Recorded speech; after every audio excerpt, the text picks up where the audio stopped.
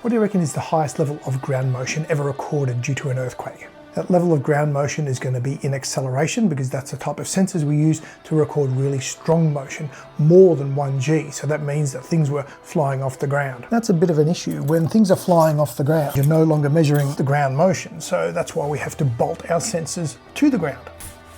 So how many G do we need to be able to record all of the ground motion from earthquakes? Well, there was a station during the magnitude 7.8 Kaikoura earthquake in New Zealand that recorded over 3G, but that's not the strongest earthquake ground motion ever recorded. That was from the Iwate Miyagi earthquake in Japan. That was over 4G. But was it actually the ground accelerating at a rate of 4G? Or was there something else at play? That earthquake showed something interesting. The entire slab that the instrument was on was actually raised into the air. So it wasn't bolted to ground rock, but on a slab that was sitting on top of soil. So the instrument was pounded into the air and then was free falling. And as the instruments came back down again and faced the ground motion that was still actually pushing up and down, it slammed on and rebounded at a higher acceleration than the actual ground was moving. Given that we've seen almost 4G, then you can understand why a lot of accelerometers nowadays have an upper limit of 4G as their recording range.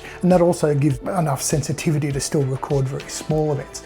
And that's why we've started integrating a 4G sensor into our flagship instrument, which I'll show you now. The sensor in the bottom, the data logger in the middle, and the user interface on the top here. It's super easy to use. It's got a built-in display and keypad, so you don't need a computer at all to set it up. You can do it all through these 4 little buttons here. It's got a hole that goes all the way through the center, makes it really easy to bolt down with a single post. We often install these to monitor buildings, so we've got a version which separates the data logger and the sensor. That includes a battery for battery backup in case the earthquake knocks out the power. The system will keep recording, and the sensor alone. Still waterproof, but connects via cable to the data logger. And the data logger's got an Ethernet connection, so you can hook it up to the building's network and stream the data over the internet. I'm going to be displaying this gear and some other stuff at the Seismological Society of America's annual conference, which is going to be in Pasadena in California. So if you're there, I'll be bringing my familiar background with me. So look for the big neon sign and you'll find me under it, giving away t-shirts and showing off this new equipment.